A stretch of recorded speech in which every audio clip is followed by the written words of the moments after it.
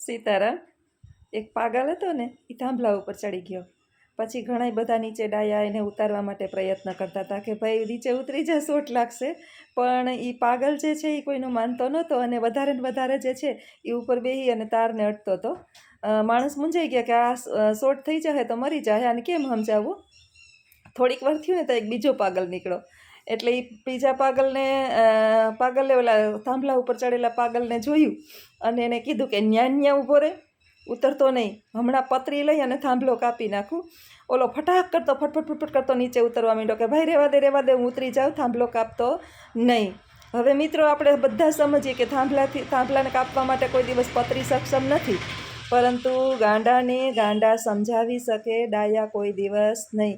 એટલે આપણી જ જીવનની અંદર પણ ક્યારેક આવા ગાંડાનો સામનો થાય તો એમને સમજાવવાનો પ્રયત્ન કરવો નહીં. આવજો. સીતારામ.